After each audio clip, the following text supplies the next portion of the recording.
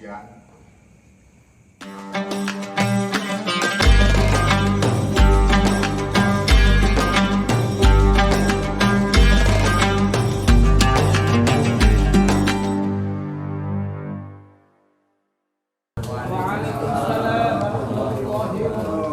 Alhamdulillah, wassalatu wassalamu ala rasulillah wa ala alihi wa sahbihi wa mawalah, wa la hawla wa la quwwata illa billah, amma ba'da. Teman-teman, rekan-rekan seperjuangan MDP yang saya hormati, kita bersyukur bahwa malam hari ini kita masih diberi kesempatan, diberi kesehatan oleh Allah Subhanahu wa Ta'ala, bisa melaksanakan rutinitas kita setiap malam Kamis dengan agenda zikiran dan dilanjutkan dengan pikir. Malam hari ini kita akan lihat dan belajar untuk bisa mengenal Allah secara lebih dekat, ya. Kalau kemarin misalnya Allah Maha Perkasa, Allah Maha segala-galanya, Allah bisa berbuat sesuatu, Allah memberi rezeki, Allah menahan rezeki, dan lain sebagainya. Kita adalah seperti boneka-boneka yang bisa berbuat ketika ada yang menggerakkan, gitu. Kita juga seperti itu. Maka malam ini kita akan meneruskan bahasan kita yang mungkin mendekati yang kemarin kita bahas, yakni bahwa gerakan-gerakan kita ini, ya, tingkah laku kita. Kalau saya baca ini, Bismillahirrahmanirrahim, husnul a'mali nataiju husnil ahwal. Husnul a'mali utawi, itu kalau ngaji pesantren begitu, utawi bagusnya amal, ya, bagusnya amal, bagusnya tingkah laku, bagusnya gerakan kita, bagusnya aktivitas kita, apa yang kita lakukan ini yang baik-baik, pekerjaan aktivitas yang baik-baik atau pekerjaan aktivitas kita yang baik. Husnul a'mal nataiju husnul ahwal, itu merupakan buah, natijah dari ahwal. Ahwal itu kondisi hati, ya.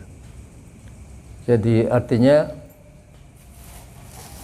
ketika ahwal kita, amal kita bagus, maka itu sebenarnya dihasilkan dari hati yang bagus, kondisi hati yang bagus. Jadi orang-orang yang sudah paham tentang karakter manusia, mereka-mereka yang misalnya ahli psikologi itu juga sudah paham bahwa orang bisa melakukan sesuatu itu karena memang hati dulu yang menggerakkan, gitu. Jadi bagus buruknya perilaku seseorang atau aktivitas kita itu 100% diawali oleh hati ini, ya. Kalau hati kita bagus, maka perilaku kita bagus. Kalau hati kita buruk, maka perilaku kita juga buruk. Jadi semacam cermin, ya, semacam cerminan. Ketika orang berkaca di depan cermin, itu kan persis bau-bau apa segala macam, persis gitu. Tetapi jangan lupa bahwa hati itu sebenarnya hanya apa istilahnya, ya, penggerak, atau bahasa lebih pendorong, atau yang punya ide, atau yang punya apa ya, punya hasrat, punya maksud, punya tujuan. Nah, hati itu kemudian ada bala-balanya, ada pembantu-pembantunya. Pembantunya itu pertama akal ya. Akal itu pembantu hati. Kemudian yang kedua rasa. Rasa itu mirip dengan emosional gitu. Nah, misalnya begini. Misalnya hati itu ingin makan ya, karena memang perut ngomong kan. Perut ngomong saya lapar gitu. Ingin makan. Maka hati kemudian mengkontak ini akal. Akal nanti yang bekerja bagaimana supaya bisa mendapatkan makanan. Ya. Nah, setelah ditemukan cara mendapatkan makanan, kemudian diawasi oleh rasa tadi itu. Artinya dikonfirmasi apakah makanan yang nanti bakal dicari itu dengan jalan seperti itu layak enggak, ya, halal enggak, kalau bahasa kita begitu. Halal tidak, halal tak haram gitu. Ya, jadi tiga-tiganya memang bersinergi dan tiga-tiganya memang harus baik semua ya. Hati kita baik, kemudian akal kita baik, kemudian rasa kita baik atau emosional kita bagus. Maka kemarin ketika penutupan Abi sempat menyampaikan bahwa visi kita adalah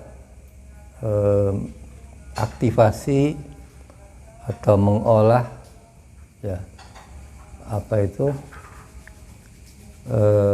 mengolah kecerdasan spiritual itu nanti pulangnya ke rasa tadi. Sebab rasa itu nanti kalau diolah dan mendapat masukan-masukan metodologi tertentu dan misalnya dengan mistik-mistik itu, maka dia akan tumbuh jadi spiritual. Ya. Jadi kecerdasan spiritual. Kemudian nanti kecerdasan emosional. Ya, emosional. Yang itu hati itu. Kemudian kecerdasan intelektual itu. Jadi kecerdasan bagaimana berpikir. Karena kalau semuanya tidak bagus atau salah satunya bagus, salah satunya buruk gitu. Biasanya hatinya bagus, tapi akalnya kurang bagus. Kemudian rasanya, emosinya tidak jalan. Maka ini juga akan terjadi perbuatan-perbuatan yang kurang bagus. Ya, seperti tadi itu. Kalau hati mendorong untuk cari duit, maka akal akan bekerja. Nah, ketika akal itu bagus, maka dia akan hati-hati. Ini halal, ini haram, ini boleh, ini tidak boleh. Gitu. Tapi kalau akalnya tidak bagus, maka ya habis pokoknya oleh duit. Nah, ini kan sesuatu yang sebenarnya harus selalu sinergi antara hati dengan akal itu. Maka banyak yang misalnya ya, ini saya ingin membahas tentang contoh saja sebenarnya, saya bukan saya ingin jadi ketua. Ya, maka akal kemudian mencari cara untuk saya menjadi ketua. Ya. Kalau akalnya bagus, ya, cara jalannya bagus, maka akan mengikuti prosedur pemilihan ini. Tidak boleh main sogok, tidak main ini, tidak ini gitu. Tidak boleh mengganggu orang, tidak menyakiti orang, tidak gitu. Jadi jalan sesuai prosedur. Tetapi kalau misalnya ini tidak bagus, ya tadi itu hasilnya. Wis pokoknya apa baik caranya supaya musuh kita, lawan kita kalah, bagaimanapun caranya.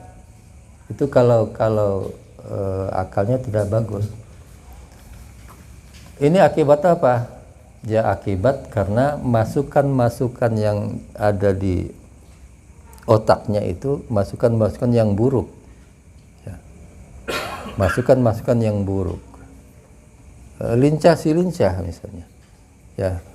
Maka kalau di Jawa itu kan ada apa namanya? Jangan hanya pinter, tetapi juga benar, ya kan? Jangan cuma pinter, tetapi juga benar. Banyak orang yang pinter tapi tidak benar kan begitu? Ya, pinter begini. Tapi ya tidak benar gitu. Itu karena berawal dari masukan atau ya masukan yang ke otak ini atau bacaan-bacaan atau suara-suara yang masuk ke otak, ke telinga lewat otak lewat telinga ini atau lewat mata ini tidak bagus. Ya, maka perilaku juga tidak bagus. Jadi kita yang setiap malam datang di sini salaman, guyonan, akrab, segala macam gitu. Dengan orang lain juga santun, dengan agama lain toleransi, kemudian apa segala macam. Karena memang kita informasi yang masuk ke kita adalah seperti itu. Tetapi kalau informasi yang masuk ke kepala kita ini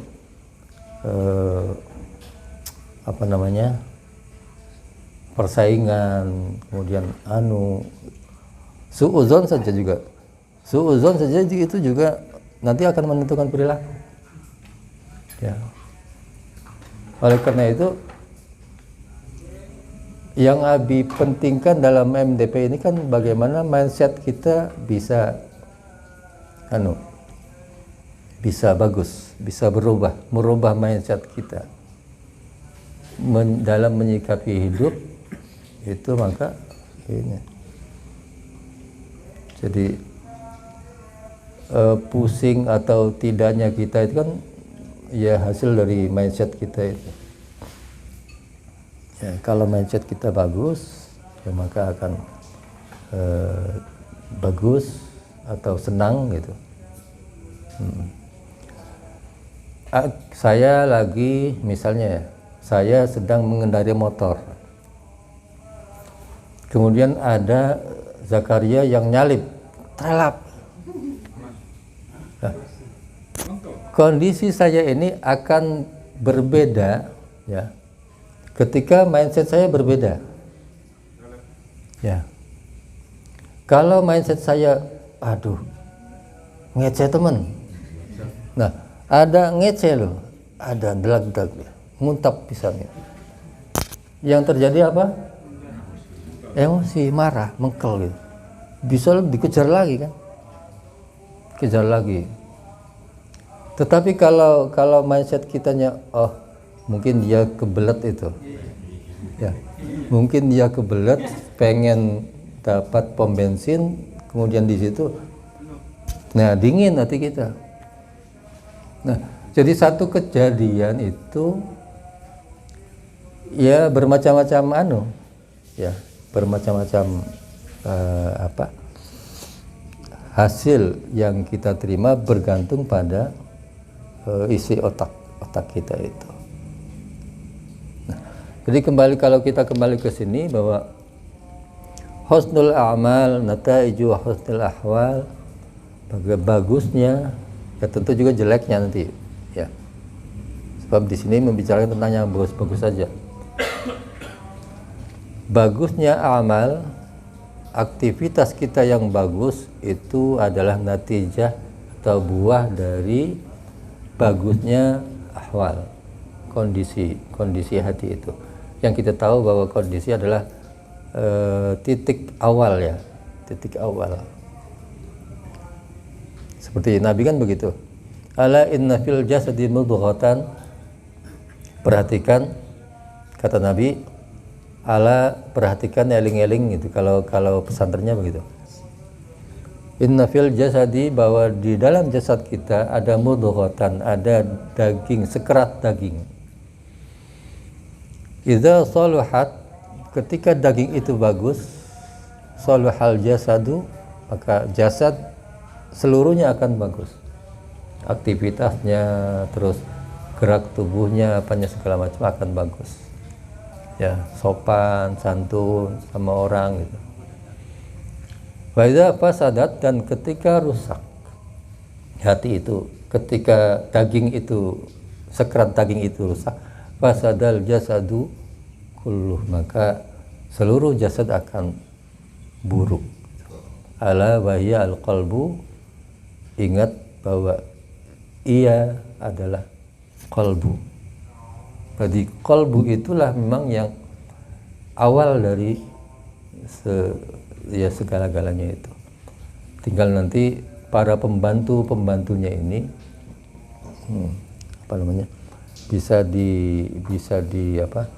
diajari gitu.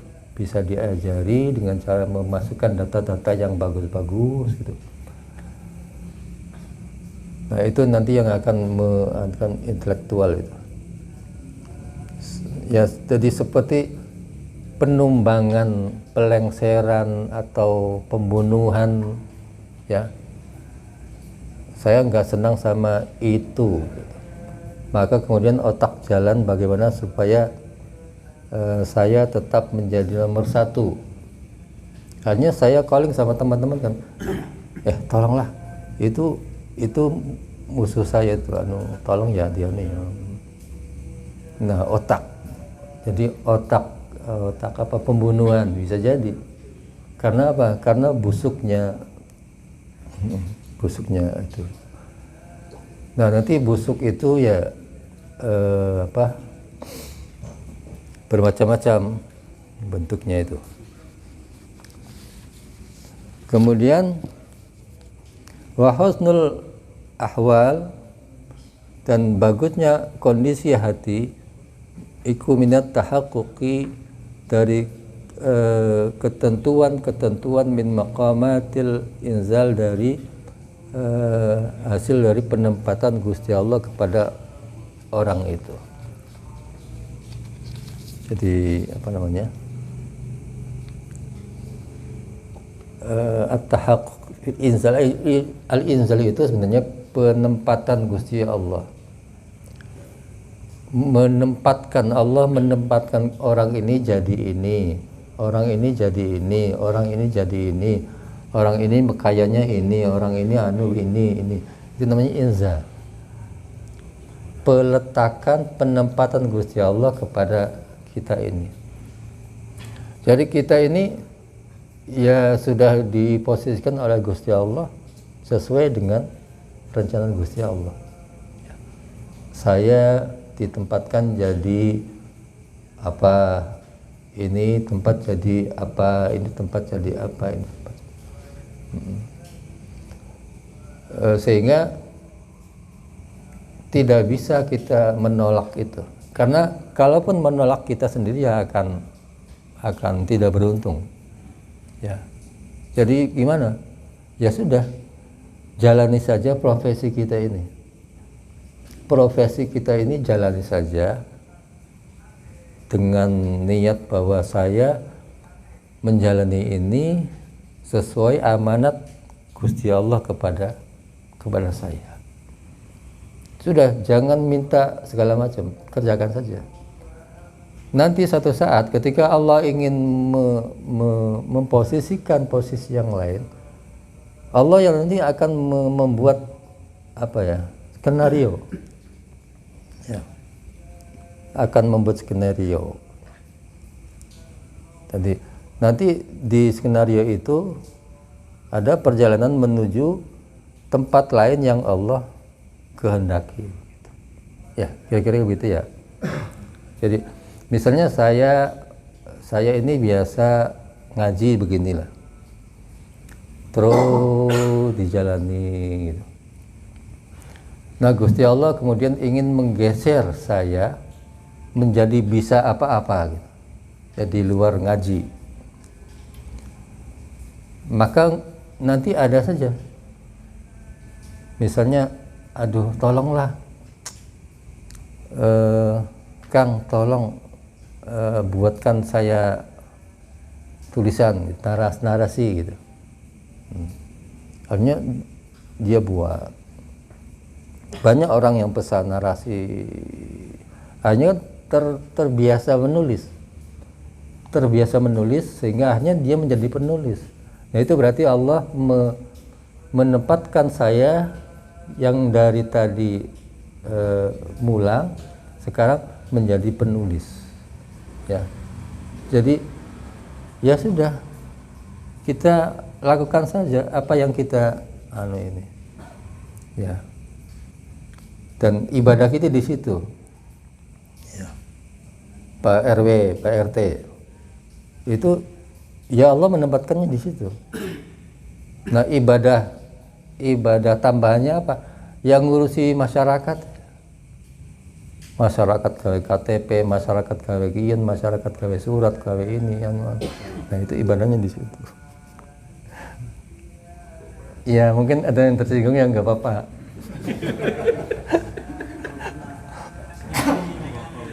Iya, iya, jadi secara garis besar seperti itu ya. Jadi apa namanya? Syukuri saja apa yang kita terima. Nggak usah neko-neko, nggak usah minta anu. Karena kalaupun saya yang saya ini kalau di tasawufnya namanya tajrid, makamnya tajrid. Tajrid itu orangnya ngopeni agama baik, tetapi duitnya lo blintong-tong. Nah, kan keluarannya wong nganggur, tajrid ku nganggur. Langkah pekerjaan. Itu memang Gusti Allah menempatkannya di situ. Sehingga saya kali gane tidak bisa untuk mekaya. Ya. Saya loh, Abi loh. Kalau mekaya lo nggak bisa. Gagal maning. Iya. Nah, gitu. Kalau misalnya saya memaksa ingin jadi online, ya rugi sendiri. Karena bagaimanapun tidak bisa melawan Gusti Allah, nggak bisa. Jadi apa? Ya nikmati saja. Nanti satu saat ketika Allah menghendaki saya menjadi maqam asbab misalnya, ya nanti ada jalannya. Gusti Allah sendiri yang nanti akan ngatur. Kali gani anak ian orderan ini diopeni apa segala macam jadi gitu.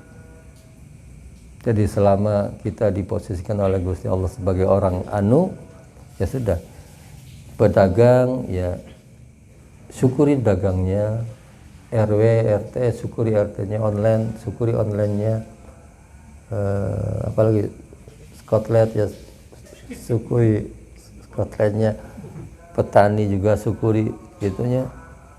Yang ya tinggal mindset kitanya itu. Kinki wong ki kepanasan, kinki tak bantu pasang AC misalnya. Itu kan menolong juga nantinya. Ya jadi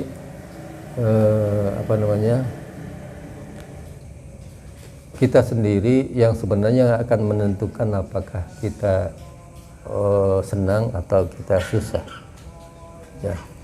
Susah, bahagia itu lebih banyak dimiliki oleh orang-orang yang berpendidikan misalnya, ya, daripada orang-orang yang tidak berpendidikan.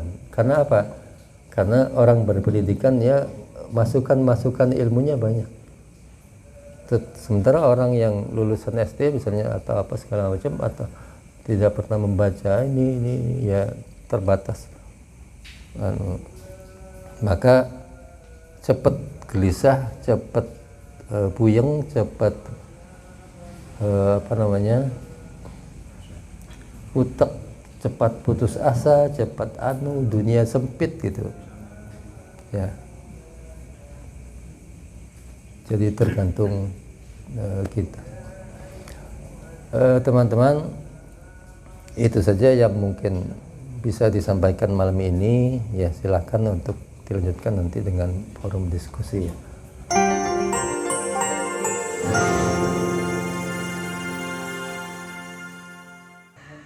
Berkaitan dengan cerminan hati, bagaimana dengan orang yang sifatnya temperamental, emosian, kata orang sih wataknya harus membunuh.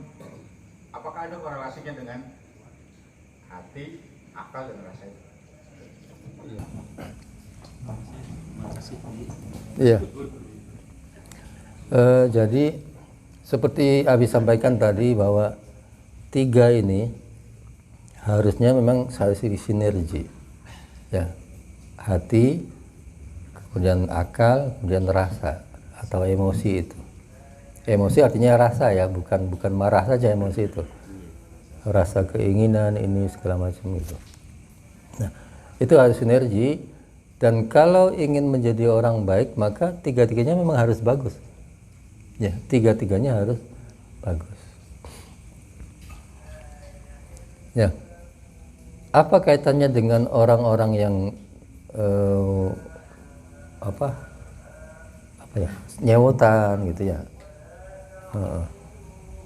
Ya, dan memang dia diberi oleh Gusti Allah takaran marah lebih besar dari takaran sabarnya. Itu kan orang kan macam-macam ya, takaran itu. Jadi tiap orang itu punya sabar, punya marah, punya sedih, punya gembira, punya ini. Cuma takarannya berbeda-beda. Ada yang tingkat kesabarannya besar gitu, ada yang ya macam-macam ya. Di antara kita juga tidak sama ukurannya gitu. Maka yang menjadi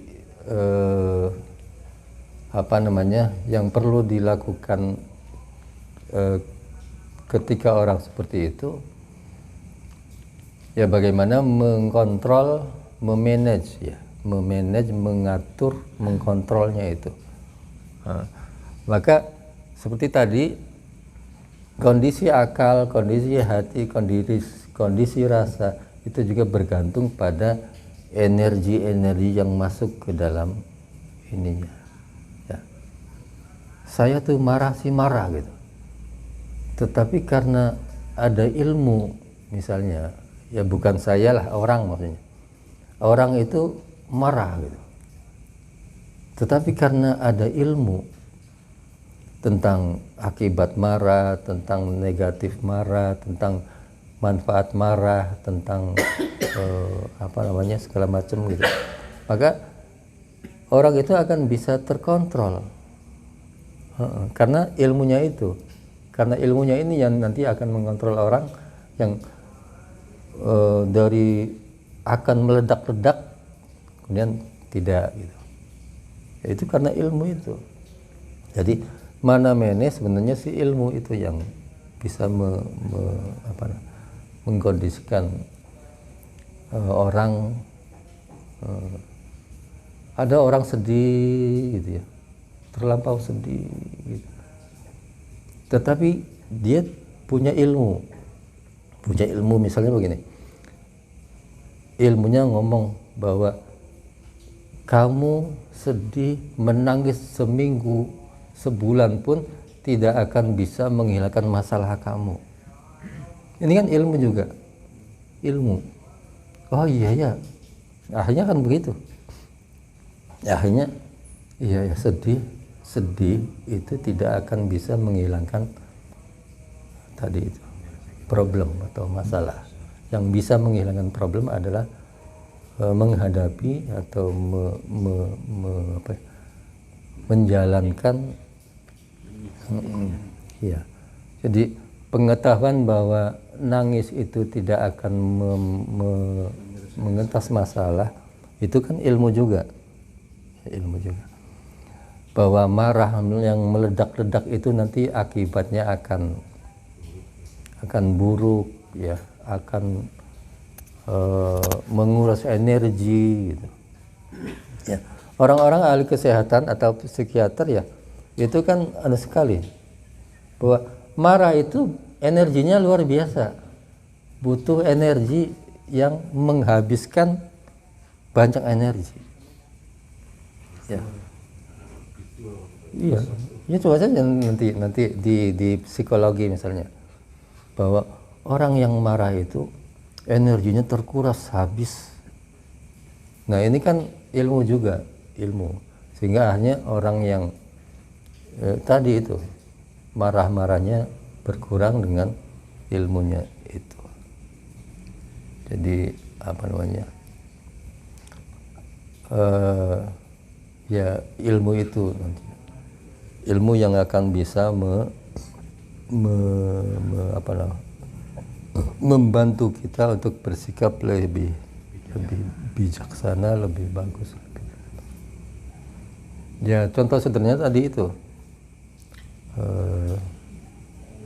dan orang yang punya apa namanya, referensi pengetahuan banyak, dia akan bisa memilih ini yang paling bagus, ini yang bagus, ini yang akan apa namanya. Misalnya begini, saya sepeda motor, di sini kucing, di sini kambing. Nah, maka dibutuhkan kecekatan itu kan, mengambil keputusan.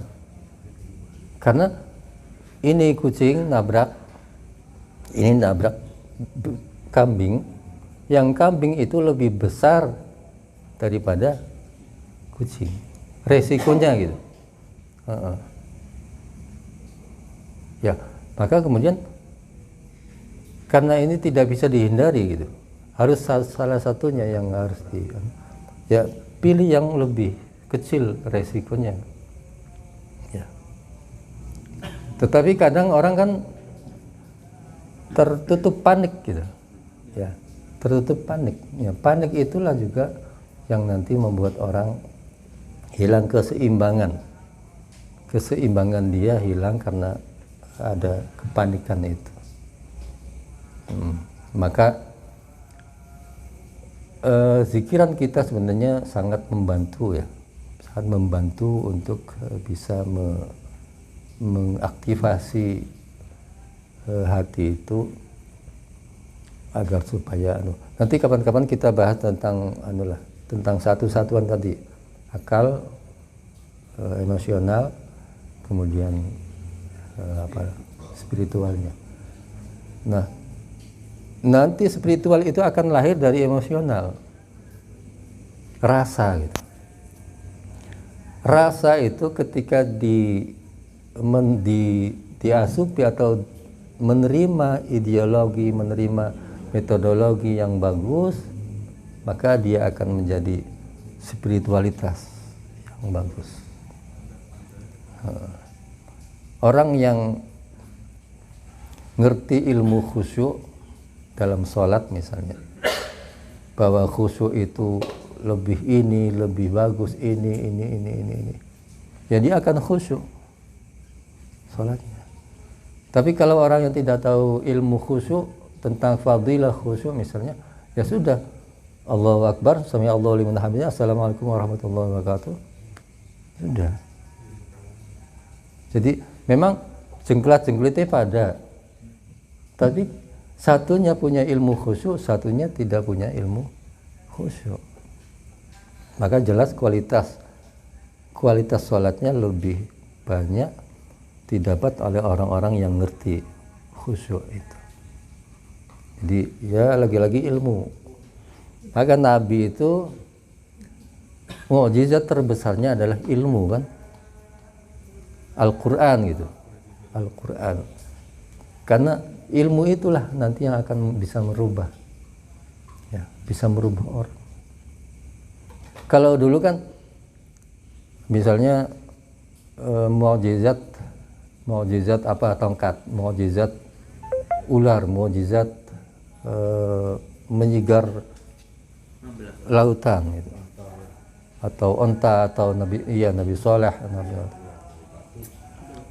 iya itu ya ketika Nabi Solehnya meninggal ya sudah, generasi berikutnya nggak bisa menyaksikan mukjizat itu. Atau Nabi Musa yang punya tongkat, punya ini, ya kita kan nggak bisa merasakan. Orang dulu saja, orang Bani Israel yang dulu itu yang bisa merasakan efek dari mukjizat itu. Nah kita ya enggak. Nah, tetapi Nabi dengan mukjizat Al-Qur'annya itu, sahabat bisa menikmati sampai sekarang kita bisa menikmati mukjizatnya itu. Nah, Al-Qur'an itu adalah ilmu, pengetahuan maksudnya. Jadi mengapa Nabi Muhammad termasuk Afdhalul Anbiya, Sayyidul Mursalin sebagainya itu karena memang mukjizatnya adalah itu Kang Hakim gitu.